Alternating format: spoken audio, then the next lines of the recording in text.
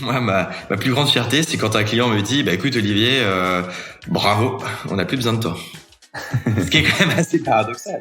C'est clair. Et c'est ça qui est intéressant. Et t'as raison, il y a un grand changement, je pense, le changement conceptuel, si tu veux, entre ce qui existait sur le marché et ce que Cubic Partners a apporté à ce moment-là, c'est qu'on ne fait pas à la place de nos clients, on aide nos clients à faire. Bonjour à toutes et à tous, je m'appelle Arnaud Huvelin et bienvenue dans le déclic du Lean. Ce podcast s'adresse à tous ceux et celles qui travaillent dans une usine. Ce qui nous intéresse ici, c'est le Lean. Inventée par Toyota, cette méthode a fait ses preuves dans beaucoup d'usines, mais elle reste encore trop théorique. Ici, on va partir à la rencontre des usines françaises qui pratiquent le Lean. Si vous voulez vous lancer dans l'aventure mais que vous avez beaucoup d'appréhension, ici on va vous partager des cas concrets d'application de Lean dans l'industrie, des réalités terrain vécues par des hommes et des femmes qui ont tous le même objectif, mettre l'humain au cœur de la productivité. De l'actionnable, du concret, bref, le tout pour avoir le déclic du Lean. Bonjour à tous et à toutes, merci de nous avoir rejoints sur ce 3e épisode du déclic du Lean. Je suis avec Olivier Cornu aujourd'hui. Bonjour Olivier. Bonjour Arnaud. Eh bien, merci de nous avoir rejoints. Avant que tu te présentes, parce que moi ça me saoule un peu les présentations un peu classiques. Moi, je préférais que tu nous dises, j'ai une question pour toi, est-ce que ça va ? Est-ce que ça va vraiment ? Comment ça va ?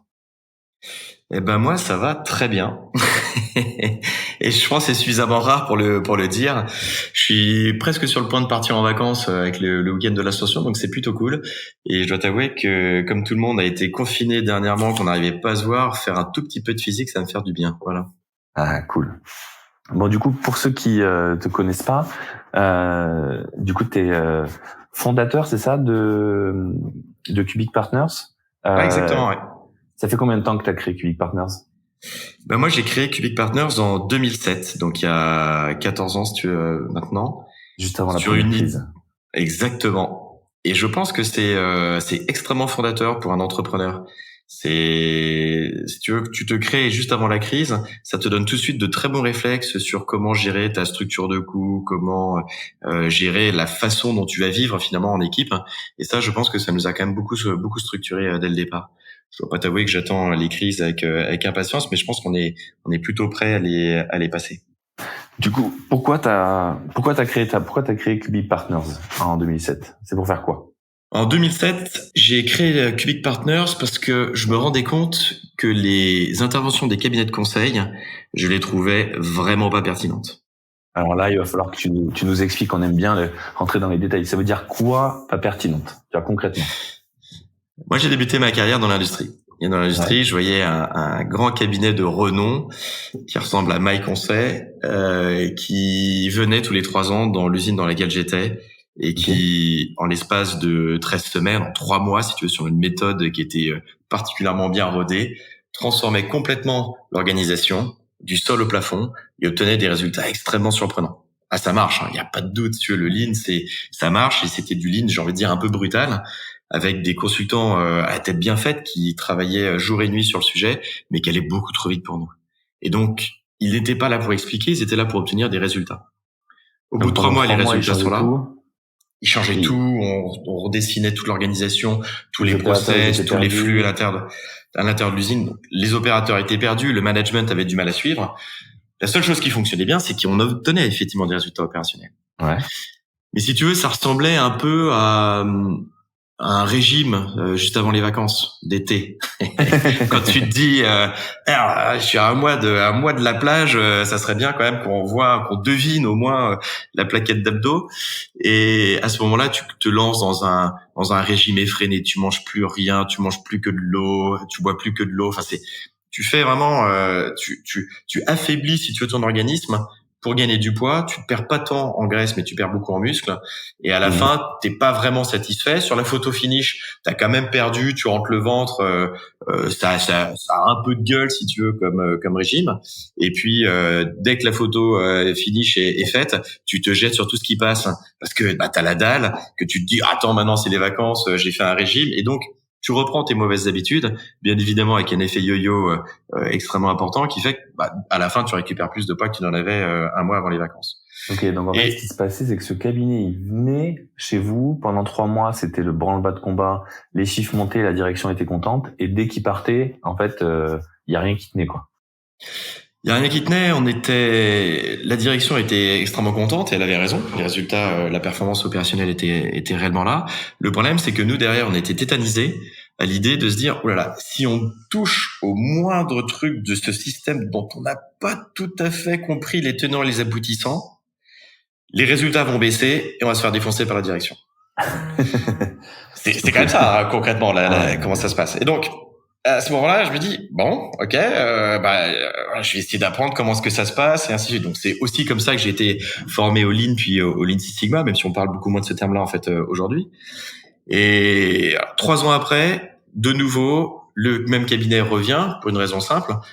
Les résultats déclinent. Et à force de décliner, la direction se dit, il faut qu'on réagisse. Donc, on réagit, écoutez, la dernière fois, ça a bien marché, donc on rappelle le même cabinet. À ce moment-là, je me suis dit, ça me paraît pas extrêmement pertinent. Il y a probablement matière à faire autrement.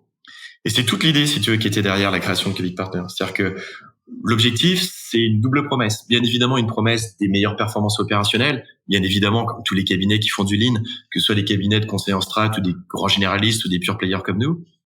Mais en plus de ça, une double promesse qui était la pérennité de ces résultats par le développement des compétences de nos collaborateurs. Concrètement, des collaborateurs plutôt des clients. Tu vois, je suis tellement avec eux que je m'associe à eux. Mais donc, on a commencé par de la formation et de l'accompagnement pour en faire un vrai métier. Là où nos concurrents, ils font essentiellement, ou en tout cas, ils faisaient essentiellement du conseil. Et puis, de temps en temps, ils disaient, oui, il faut quand même qu'on explique un peu.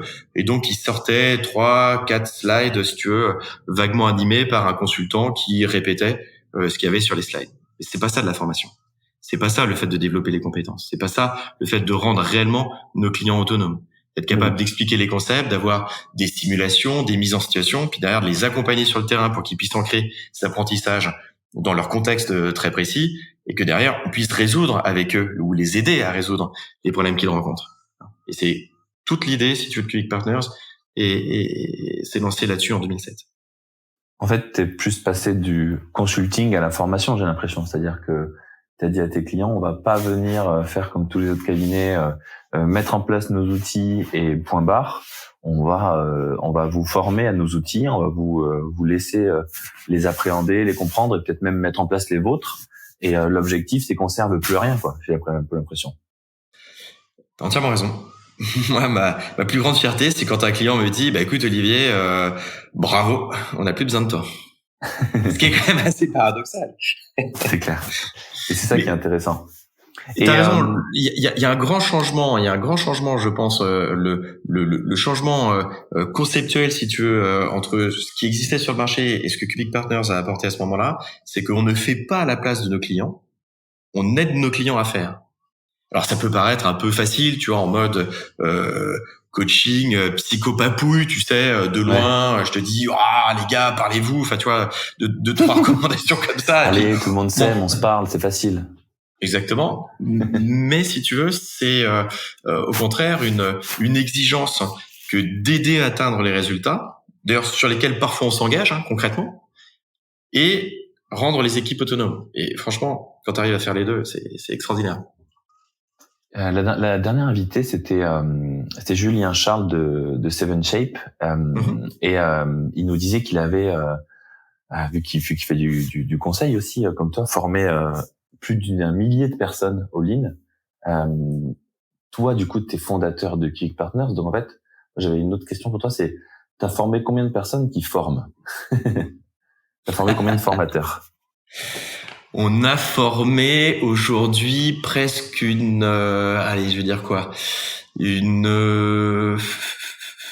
centaine en fait de formateurs. Ok, de consultants qui sont passés chez vous et qui ont aidé les usines. Alors, il y a des consultants qui sont passés chez nous en 14 ans et qui font toujours partie de cette communauté Cubic avec laquelle on a encore des liens qui sont très forts. Et on a également formé des formateurs chez nos clients. Ok, génial. Ouais, c'est ça le but, si tu veux, c'est que moi, ma mission, c'est d'aider à faire que le Lean aide les entreprises françaises le plus possible.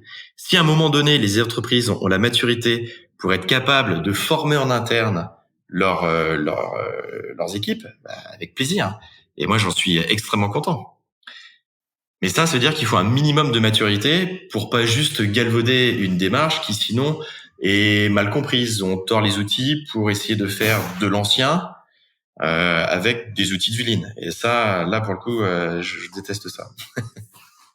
Les gens qui nous écoutent, la raison pour laquelle on fait de podcast, c'est surtout pour tous ceux qui sont dans une usine, que ce soit un opérateur, une opératrice, responsable de production, direction, etc., qui font du lean ou pas, surtout s'ils en font pas, même s'ils en font, et qui se posent des questions, tu vois. Et moi, j'aime bien mettre à leur place. La plupart des usines, ils en font pas du lean, on est d'accord, tu vois. Le lean est encore un peu répandu quand même. Et quelqu'un qui veut commencer, parce que il entend en parler, il entend usine 4.0, lean manufacturing, mais c'est pas les mêmes choses, il entend tous ces concepts. Quelqu'un qui veut démarrer le lean, toi, tu lui dirais de commencer par quoi? C'est un dirigeant ou c'est quelqu'un dans une usine qui n'a pas forcément tout pouvoir de décision?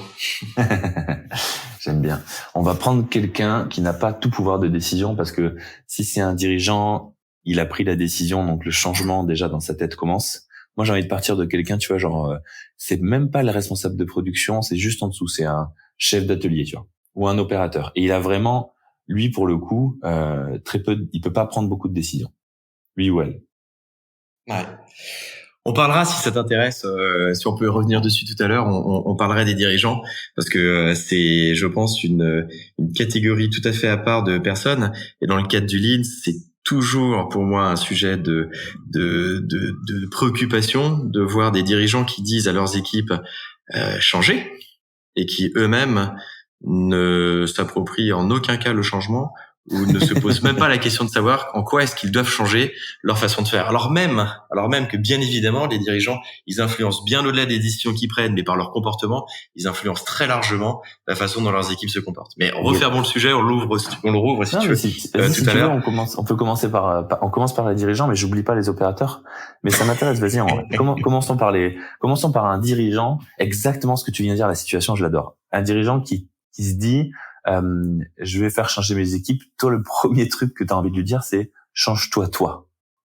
Exactement. Ce qui est pas toujours évident, je pense, dans une posture de consultant, bien évidemment, parce que tu as envie que le dirigeant, il ait envie de travailler avec toi. Mais tu as aussi envie qu'il atteigne les objectifs qu'il s'est assigné à lui-même. Moi, mon job, très concrètement, c'est d'aider le dirigeant à atteindre les objectifs qu'il s'est lui-même assignés, quel qu'il soit. Je suis pas là pour juger de ses objectifs, sauf s'ils sont contraires à mes valeurs, bien évidemment. Mais sinon, pour le reste, il a ses objectifs, il veut les atteindre.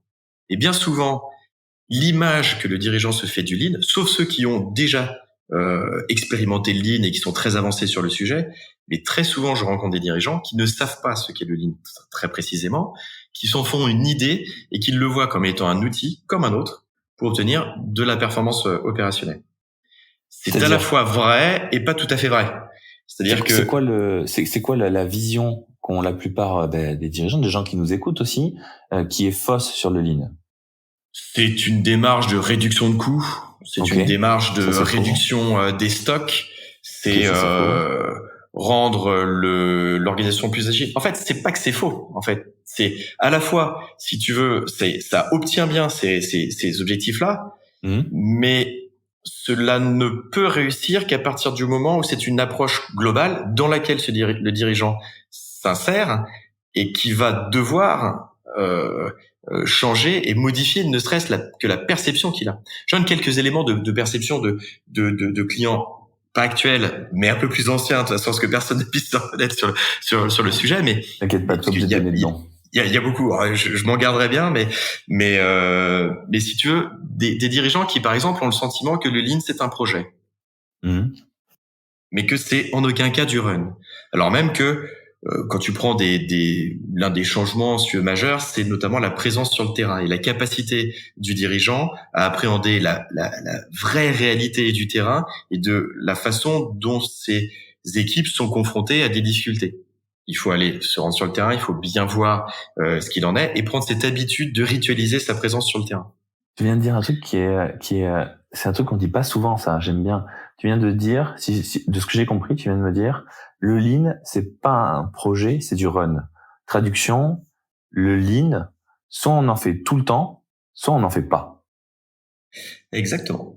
Ok, ça c'est intéressant déjà parce que c'est vrai qu'on On voit souvent des usines qui vous disent, et du coup ça rejoint un peu ce que tu disais par rapport aux consultants au début, oui, on fait un chantier lean. Ben non, en fait, on fait pas un chantier lean.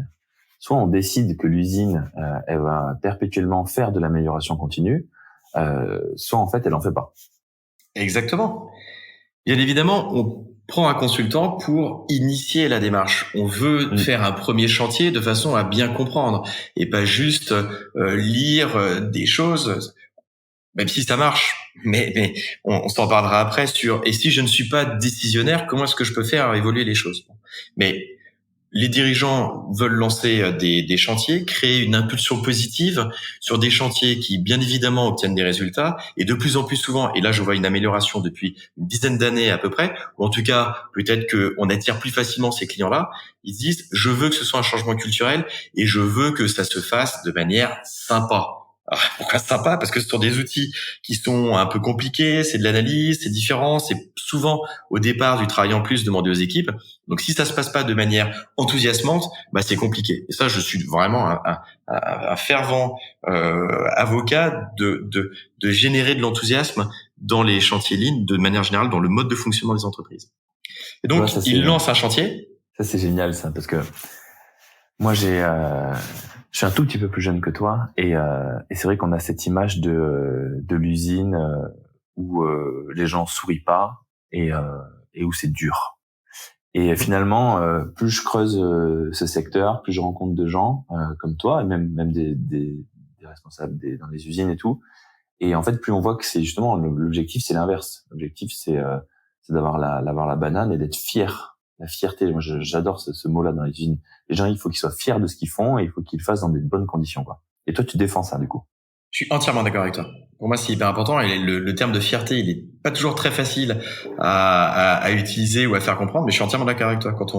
Je pense que c'est un très bon objectif managérial que de faire que ces équipes soient fières de ce qu'elles font. C'est fort comme changement culturel. C'est notamment par le fait de leur donner les moyens de réaliser les idées et les envies qu'ils ont.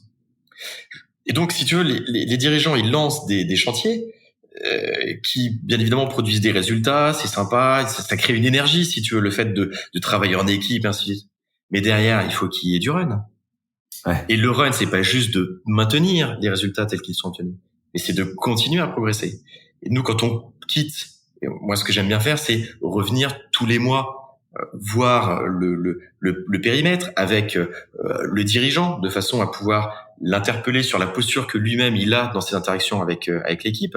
Il faut qu'il continue d'avoir cette ambition, que l'équipe, la zone continue de progresser, de s'améliorer, qu'il les encourage à le faire. Et bien souvent, les gens ils disent bah non, c'est bon, j'ai amélioré mon chantier, j'ai gagné 20 points, 30 points, 40 points, voilà, sur les indicateurs que je voulais, super. Mais finalement, pourquoi est-ce que j'y retournerai? Mais le problème c'est que il peut encore aller chercher beaucoup plus que ça, mais surtout c'est qu'il a créé une dynamique, et avec cette dynamique, il y a un espoir, il y a des attentes de la part de ses équipes. Et si lui-même ne ritualise pas sa présence sur le terrain, ben finalement c'est comme il s'est intéressé quelques semaines au sujet, et puis finalement il se désintéresse. Et ça marche pas. Et moi, je me suis exprimé dernièrement sur LinkedIn. Je ne sais pas travailler pour des dirigeants. Je ne peux pas derrière. Je peux les inciter à le faire. Je peux leur expliquer pourquoi c'est important. Mais je ne peux pas faire à leur place ce suivi régulier de leurs équipes de façon à s'assurer que dans le temps, ils développent une forme d'obsession pour la performance. Parce que c'est un peu ça qu'on cherche à faire. C'est que les équipes, au fur et à mesure, se prennent au jeu, de se dire bah tiens, je vais pouvoir améliorer la façon. Bah tiens, Bébert, t'as vu, et si on fait comme ça marche mieux. Voilà, créer cet engouement pour la performance, c'est hyper important. Et attention, une performance qui soit humaniste, c'est-à-dire une performance qui soit tournée bien évidemment d'abord vers le client, c'est le but de l'équipe, mais qui n'oublie en aucun cas les équipiers qui composent cet environnement et cette zone. C'est une performance qui est pas centrée autour des hommes, elle est pas pérenne. Est-ce qu'on lancerait pas un mouvement, Olivier, dirigeantes, descendez les escaliers, descendez du premier étage, ou alors baladez-vous dans l'usine, quoi. Parce que mais j'adore. Messieurs, mesdames, descendez les escaliers, parce que moi j'ai cette vision de ces, je suis toulousain donc j'ai le droit, c'est pas un gros mot, de ces putains d'escaliers. Et il y a toujours dans les usines, c'est un truc de fou. Il y a en haut les bureaux et en bas l'usine. Et c'est rare, j'en ai vu, mais c'est rare quand les bureaux sont au même niveau que l'usine. Je sais pas si toi t'en as vu beaucoup. Alors, je suis d'accord avec toi, c'est très rare et je suis bien évidemment pour que le bureau soit au centre de l'atelier. Je me demande... Vitré au centre.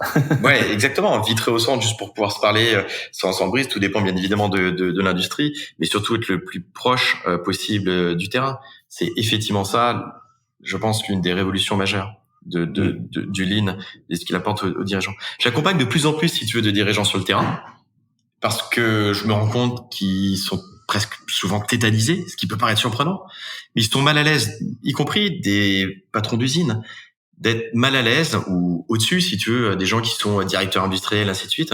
Ils sont mal à l'aise de se dire, je vais aller sur un territoire que je ne connais pas, sur lequel je n'ai pas la réponse, alors même que je suis le chef. De sorte que cela risque de remettre en cause ma légitimité.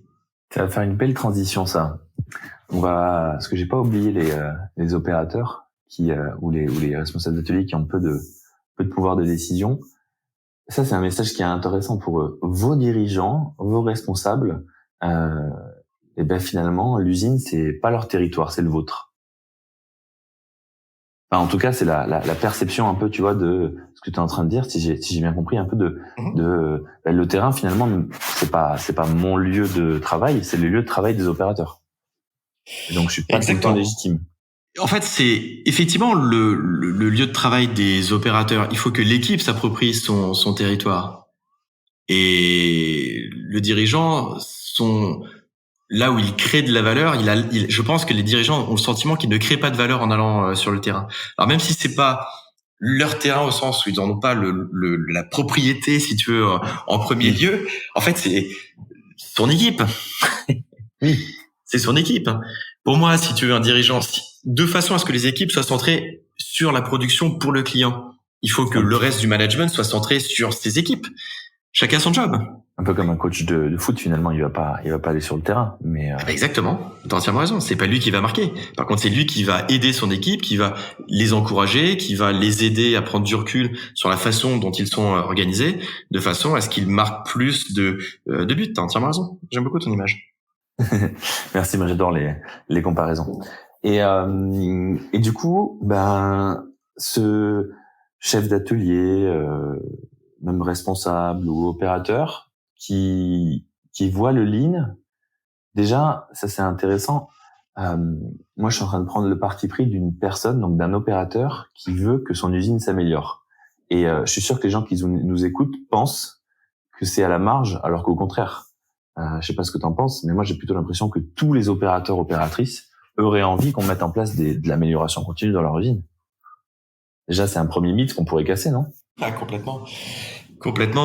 La presse parfois se fait l'écho de démarches dites lean qui finalement auraient des impacts très négatifs pour les équipes, qui fragiliseraient même. Je sais pas si tu as vu cette tribune un peu haineuse dans les Échos, ce qui ferait du lean l'une des raisons de fragilisation des entreprises.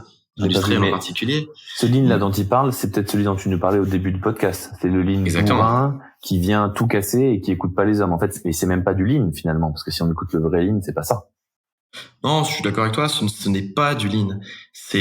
J'appelle ça du lean brutal, c'est-à-dire du lean qui est fait de manière top-down.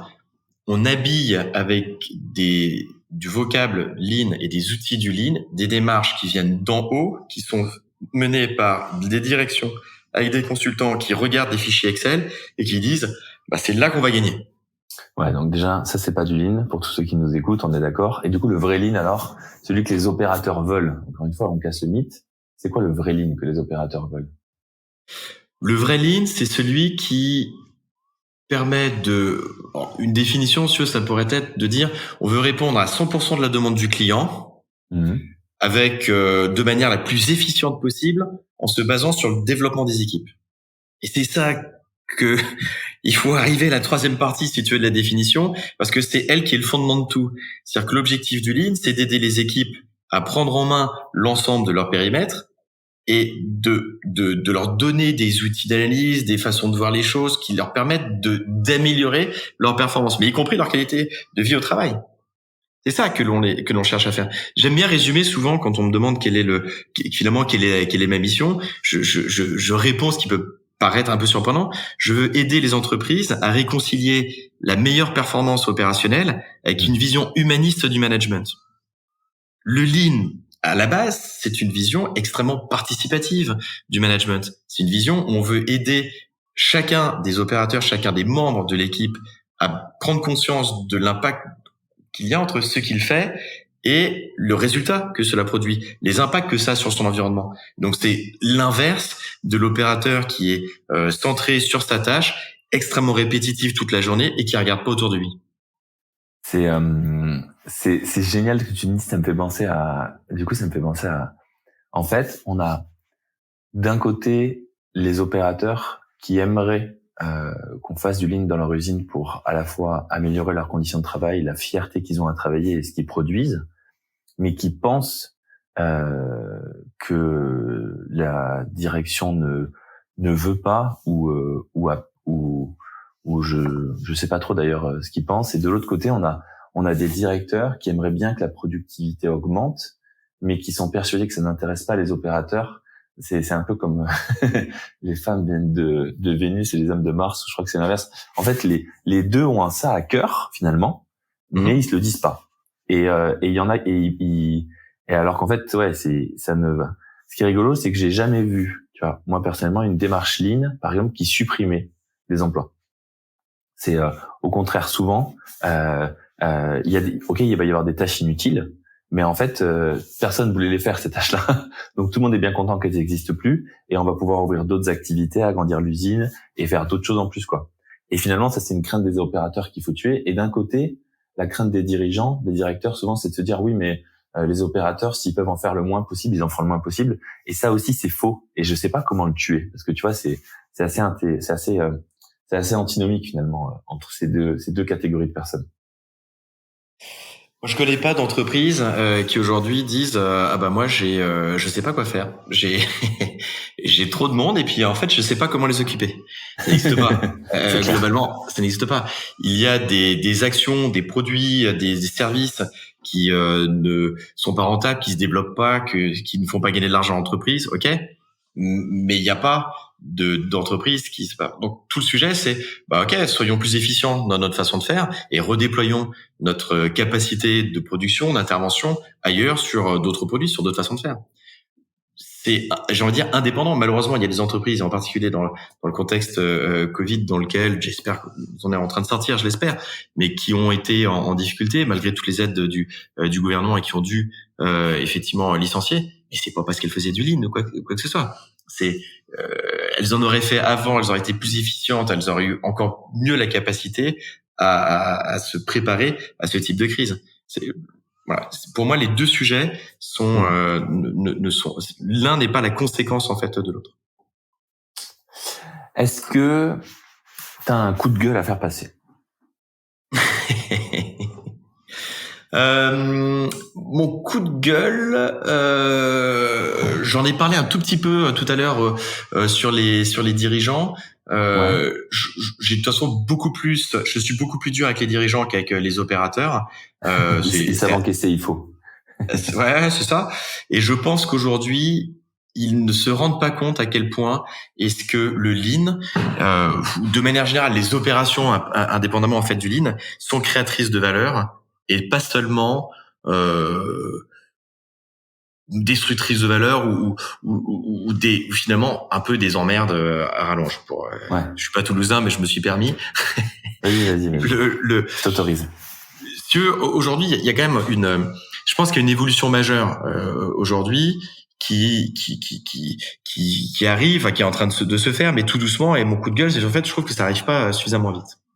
Il y a une école, si tu veux, anglo-saxonne de formation des dirigeants qui aujourd'hui a l'essentiel de la part de marché et de l'oreille des dirigeants. C'est les business schools américaines. Le Graal, si tu veux, du management dans le monde, ce sont tous les MBA, Harvard et ainsi de suite. Voilà. C'est quand même ça le Graal. Donc tous les dirigeants aujourd'hui d'entreprise, ils sont tous passés par ces écoles-là, qui essaient de se différencier les unes par rapport aux autres. Enfin bon, force est de constater que à peu près toutes font la même chose et toutes sont persuadées que c'est la stratégie corporate qui crée la valeur. Donc ça va être tout le sujet de mécano-industriel, je détourne une activité, je la vends, je rachète un concurrent et ainsi de suite. Et finalement, c'est exactement ce qui s'est passé sur le marché de l'automobile. C'est-à-dire que tous les constructeurs se sont intéressés à savoir comment est-ce que je fais pour aller racheter mon petit camarade, je crée des alliances Chrysler, PSA, machin, super, je rachète à tour de bras. Bon, ok, ça c'est du mécano-industriel, c'est du M&A en vrai. On a démontré, il y a plein d'études qui démontrent que ça crée finalement assez peu de valeur. En fait, c'est parce que la valeur n'est pas tant créée par le rapprochement que par la capacité à opérationnaliser le rapprochement de manière intéressante. Et donc, on en revient en fait assez rapidement aux opérations. Ouais. Quand et de l'autre côté, commences à être centré sur ta valeur, c'est là où t'en génères. Si t'es centré sur autre chose, tu génères plus de valeur, quoi. Ouais, exactement. Et si tu veux, de l'autre côté, il y a des gens qui sont, il y a un petit nombre de dirigeants qui viennent pour beaucoup d'expériences terrain très fortes parce qu'il y a assez peu d'écoles sur le sujet, ou en tout cas pas d'école en tant que telle de dirigeants, et qui se disent, bah moi je pense que c'est en suivant ce que l'on fait dans les opérations, c'est en challengeant, en encourageant les gars qu'on est capable de suivre. Qu'on est capable, de développer l'entreprise de manière beaucoup plus importante que d'avoir une réflexion hors sol de l'évolution du marché, et je dirigerai mon entreprise sans rien comprendre à savoir ce qu'il y a dans les étages inférieurs. Et ça, si tu veux, aujourd'hui, tu as 95% des dirigeants qui sont des dirigeants, j'ai envie de dire classiques, qui viennent de ce monde essentiellement anglo-saxon, de MBA, de choses comme ça. Et puis de l'autre côté, tu as quelques dirigeants qui ont des formidables succès parce qu'ils viennent du terrain, parce qu'ils s'intéressent en fait au terrain. Il y a des gens qui ont fait des bonnes études, c'est pas le sujet, mais qui sont vraiment à l'attention du terrain. Et ça, aujourd'hui, il y en a très très peu. Des dirigeants paysans, des dirigeants terrain. Ouais. Tous les bon, il y en a quelques-uns heureusement des dirigeants paysans, mais tous les dirigeants MBA là, en fait, il faudrait qu'ils fassent quoi? Il faudrait qu'ils sautent, faudrait qu'ils se forment, parce que du coup ils ont été formés à aller chercher de la valeur ailleurs en fait que dans leur entreprise. C'est un peu ça ce que tu nous dis, quoi. Ouais, eux leur préoccupation, c'est de s'assurer que la prod elle tourne et qu'il n'y ait pas de grève, qu'il n'y ait pas d'aléa majeur, qu'à un moment donné on mette pas, on crée pas de rupture d'approvisionnement chez nos clients. Ils voient, si tu veux, les opérations comme étant essentiellement un nid à problème, dont le seul objectif de création de valeur, c'est que ça coûte moins cher. Là où ils ne se rendent pas compte que si Toyota est devenu numéro 1, c'est parce que à force de s'intéresser aux opérations, ils font des voitures qui sont meilleures en termes de qualité que les autres. C'est tout. Et ils se sont pas lancés dans du mécano industriel. Et c'est ça qui, pour moi, ils l'ont sous les yeux, ils le voient. Donc, bien évidemment, tous les autres se lancent sur le sujet. Il y a plus un seul constructeur automobile qui ne fait pas du lean de manière extrêmement importante. Enfin, ils ont tous des démarches sur le sujet, c'est sûr. Mais pour les autres dirigeants, je pense qu'il faut faire émerger, si tu veux, une génération de personnes qui viennent du terrain et qui se rendent compte de ça. Et ça veut dire aussi que des personnes qui ont fait des écoles qui les amènent, si tu veux, à prendre des postes de direction, et à passer par le terrain, à être responsable de prod, à monter au fur et à mesure les échelons. Ce qui veut dire aussi que les gouvernances de ces grandes entreprises-là doivent être capables d'accueillir en leur sein des personnes qui viennent du terrain et qui sont capables, venant du terrain, d'avoir aussi une vision stratégique. Moi, il y a un dirigeant je peux le dire en fait très facilement parce il a arrêté en fait de diriger sous cette forme-là, qui est Pierre Vareille, qui est l'ancien patron de Constellium, de FCI, et ainsi de suite, que j'ai beaucoup suivi. Je suis en train de tourner d'ailleurs un documentaire en fait avec lui pour mieux comprendre, si tu veux, qu'est-ce qui se passe dans la tête d'un dirigeant qui est réellement lean. Parce que en vrai, ça existe peu, hein. On parle très souvent des dirigeants visionnaires. On est tous béats d'admiration devant Bezos, Steve Jobs, et ainsi de suite. C'est très bien, hein. J'ai rien contre ça. Mais excuse-moi, mais Steve Jobs, c'est sûrement pas pour moi un modèle de management. T'as pas envie que ça ton manager. Si t'as lu sa biographie ou écouté ça, enfin, genre, il y a des témoignages qui sont horrifiants d'un mode de management extrêmement dur, très orienté résultat, et pour qui l'humain est vraiment mais complètement indispensable. Donc c'est pas du tout le sujet. Aujourd'hui, je pense qu'on manque de modèles, on manque de héros, de personnes qui ont obtenu des résultats qui sont extrêmement probants, qui sont majeurs et qui ont appliqué le Lean très concrètement sur le terrain. Je parlais de Pierre Vareille. Pierre Vareille, il passait 20% de son temps sur le terrain. Enfin, 20% de son temps sur le terrain. Tu diriges une entreprise de 10 000 personnes, c'est-à-dire que tu y passes une journée par semaine. C'est colossal. Ça veut dire quoi passer son temps sur le terrain? Il faisait quoi concrètement? Est-ce qu'il allait jusqu'à produire? Alors lui, si tu veux, son histoire, elle est particulière parce que il est centralien et quand il est à Central Paris, il produit la nuit chez Renault à Boulogne. Génial. Donc si tu veux, pour se payer ses études, il bosse la nuit en tant qu'ouvrier et le jour il suit ses voilà. Et c'est clair quand j'échange avec lui, parce que ma préoccupation était de dire attends Pierre, t'es sur le point de tirer ta révérence professionnelle. Et aujourd'hui, j'aimerais bien en fait que tu puisses témoigner de qu'est-ce que ça veut dire être un patron lean. Il me dit le truc c'est que moi j'ai commencé très tôt quoi. Je tenais pas en place, donc je suis parti bosser à l'usine. C'est là que j'ai appris ce qui se passait vraiment. C'est en faisant les pauses de nuit quand il y a pas d'encadrement que je me suis rendu compte de comment les choses se passaient réellement au-delà de ce qu'on nous apprenait dans mes journées à l'école, en disant voilà comment ça se passe, voilà les procédures, voilà les process et tout ça. Mais en vrai, on voit bien en fait comment ça se passe. Il expliquait comment est-ce que pour être capable de faire les deux, il dormait la nuit pendant ses postes. Il accélérait, il faisait tout un tas de choses et puis il se débrouillait pour se ménager un moment de repos en fait dans la nuit pour être capable de faire les deux. Donc c'est génial.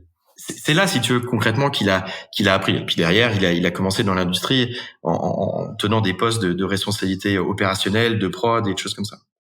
On en revient sur le mouvement, là. Faut qu'on le lance. Descendez les escaliers, quoi. Je suis entièrement d'accord avec toi, ouais.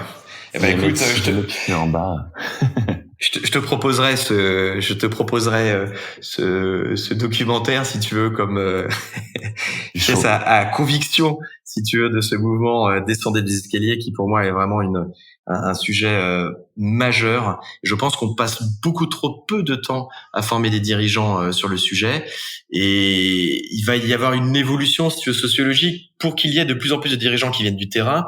Il faut aussi que les gouvernances les promeuvent, mais ce sont des gouvernances qui bien souvent sont plus des gens qui ont fait des grandes écoles et puis qui derrière, ce qui est mon cas aussi, peu importe, mais qui derrière ont tenu des rôles plutôt en siège, qui ont essayé de gravir et qui se sont retrouvés là et qui discutent de sujets sûrement très intéressants et très éloignés des réalités de leur propre entreprise. Et cela, on va les faire descendre sur le terrain et on va les laisser écouter les opérateurs. Est-ce que on arrive à la fin du podcast? Il va me rester 2 questions. La première, c'est qu'est-ce que tu recommandes à regarder? Je vais pas dire à lire, parce que souvent on dit à lire, ou alors si jamais il y a vraiment un bouquin que tu veux que les gens lisent. Et sinon, est-ce qu'il y a une vidéo, un documentaire ou un autre podcast que sur le Lean que tu conseilles d'écouter? Tout à l'heure, tu posais la question de savoir quand je suis quelqu'un opérateur, chef d'équipe, mais pas forcément plein décisionnaire autour de moi. Qu'est-ce que je peux faire? Moi, je vais te raconter une histoire qui m'a marqué. C'était presque à la création de Cubic. Enfin, 2 ans après, ce qu'aujourd'hui me paraît presque la création, même si on a déjà fait quand même pas mal de chemin. D'une des premières personnes que l'on a formées, qui m'avait expliqué avoir vu la vidéo des 5 axes du manager Lean sur YouTube. Vidéo 5 minutes, très très simple à trouver. Et ces 5 axes du manager Lean, il allait les voir, c'est sur 5 minutes, il dit tiens, c'est marrant parce que pour moi c'était une démarche extrêmement simple de ce que ça voulait dire faire du Lean ou manager Lean ou être en chemin sur le Lean. Et ça m'a donné des idées. Puis j'ai commencé à mettre ça en place. J'étais responsable qualité d'une toute petite équipe à l'époque. Et puis j'ai proposé qu'on mette en place des tours de terrain, qu'on commence à arranger un peu, qu'on organise le terrain pour qu'il soit notre territoire, pour qu'il soit plus intelligent ou plus intelligible, plus lisible. Puis qu'on se fasse des points réguliers. Et puis ensuite, je suis venu en formation. Et puis, il est retourné ensuite mettre en place des améliorations. En fait, ce qui s'est passé, c'est que l'usine dans laquelle il travaillait était dans une situation extrêmement délicate, de sorte que son principal client est allé visiter le site en disant, écoutez, c'est pas compliqué, nous, il y a de tels problèmes de qualité, il y a de tels problèmes de délai que on va très probablement arrêter de travailler avec vous. C'est ce qu'ils ont dit au patron de l'usine. Et puis ensuite, ils sont descendus sur le terrain. Tu vois, descendez des escaliers. J'aime bien ton slogan. Ils sont allés sur le terrain avec ce patron et puis le client. Et le client a demandé à voir tout ce qui se passait sur le terrain. Et quand ils sont remontés, ils ont dit, écoutez, c'est pas compliqué. Ce que vous devez faire, c'est exactement ce que Sébastien, donc la personne que l'on a vu en formation, c'est exactement en fait ce qu'il a fait. Il a commencé à mettre en place du 5S, il a commencé à mettre en place des routines journalières pour que les équipes se coordonnent, se parlent sur comment est-ce qu'on peut faire mieux. C'est exactement ça qu'il faut que vous fassiez, mais que vous fassiez partout. Le directeur de l'usine, il dit, bon, écoute, je sais pas trop, c'est qui ce Sébastien? Il savait même pas exactement qui était cette personne-là, qui avait un tout petit poste de responsable de qualité dans un bout de l'usine et tout ça. Il l'a fait venir, la personne a commencé à expliquer ce qu'elle faisait, et puis le directeur lui a demandé, écoute, est-ce que tu peux faire ça sur l'ensemble de l'usine, parce que c'est notre client qui le demande. Aujourd'hui, tu imagines la suite de l'histoire, c'est que le client a été extrêmement satisfait du retournement complet en l'espace de quelques mois des progrès que l'usine a opérés, et aujourd'hui, ce responsable qualité, c'est le directeur industriel Europe de ce groupe. Il a fait cette évolution et cette transformation en l'espace de 5 ans. Et tu vois, ça pour moi, c'est une histoire qui m'émeut, parce que quand on parle de réconcilier une vision humaniste et d'obtenir les meilleures performances opérationnelles, en fait, c'est ça pour moi. Le sujet, c'est que dans les entreprises, il y a des potentiels insoupçonnés. Il y a probablement des génies que les dirigeants ne perçoivent pas. Nous, notre métier, c'est d'aider à ce que les dirigeants les voient et à ces génies à émerger pour que l'entreprise, si tu veux, en fait, s'améliore de manière drastique. Et donc, il n'y a pas d'impuissance, si tu veux, à le faire. Aujourd'hui, commence tout simplement en regardant une vidéo, en suivant une formation, en se disant, tiens, aujourd'hui, il y a pléthore de choses qui existent sur Internet, donc c'est très facile, notamment sur excellenceopérationnelle.tv. Il y a énormément de retours d'expérience, de vidéos également, d'animations qui sont dessus et qui permettent de commencer à expérimenter. Alors, ça sera plus long que de faire venir un consultant sur un chantier et ainsi de suite, c'est sûr. Mais est-ce qu'on reste impuissant à rien faire ou est-ce qu'on tente quand même de faire les choses? Moi, j'ai choisi mon camp. Moi, j'ai choisi le mien aussi. Ok, super. Du coup, les 5 axes du manager lean qu'on peut retrouver, j'ai retrouvé sur YouTube, tu vois, en une recherche. On mettra le lien dans la description du podcast. Je te remercie beaucoup pour ce moment. La dernière question, elle est pour moi. C'est-à-dire, j'ai pas arrêté de te poser des questions. Est-ce que toi, t'as une question pour moi?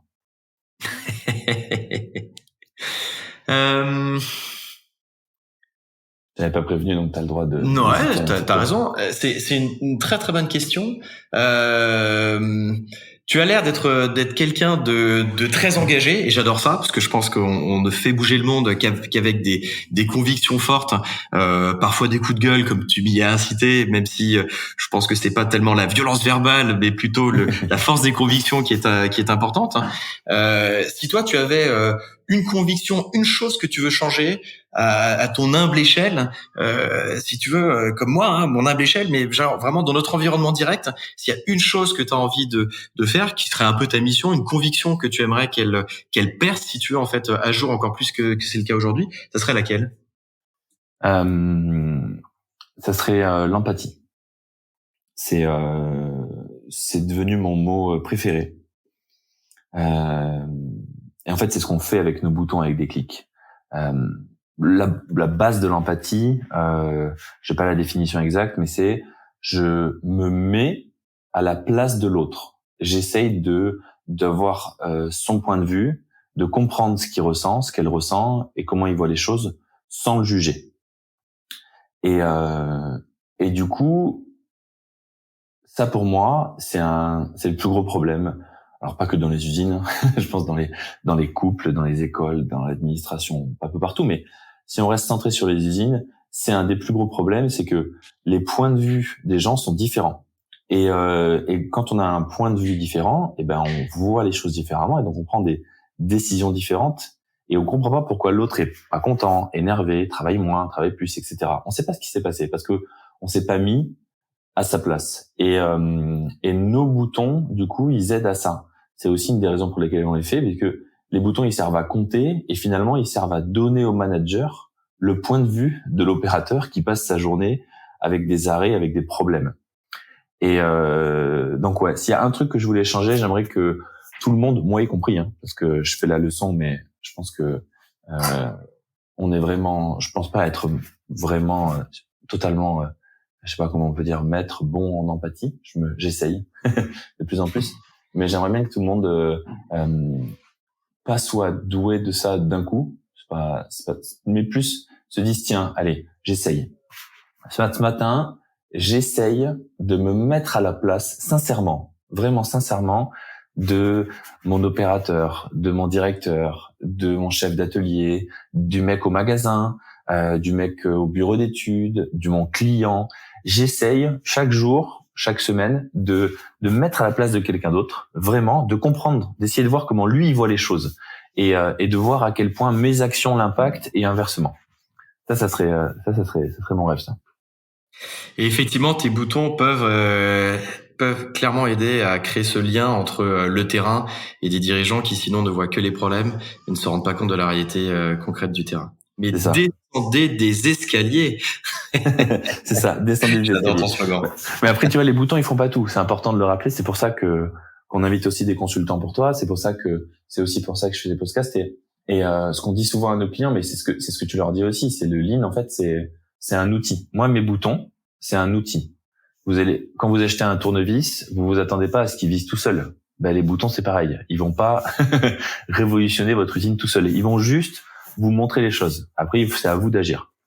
Et ça, c'est hyper important, quoi. Ouais, je suis d'accord avec toi. Top. Super. Je sais pas si tu voulais rajouter un dernier mot avant qu'on se quitte, Olivier.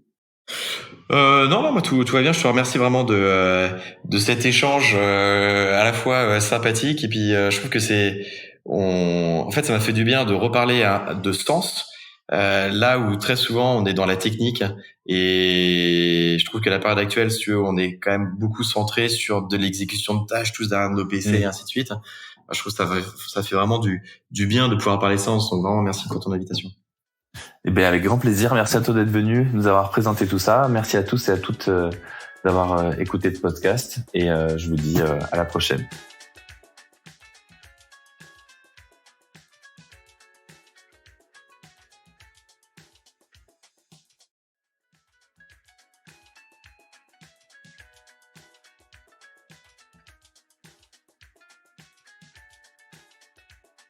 Merci à tous et à toutes d'avoir écouté cet épisode du Déclic du Lean. Si vous souhaitez échanger avec notre invité, n'hésitez surtout pas. Il va y avoir ses coordonnées en description et vous pouvez le ou la contacter directement sur LinkedIn.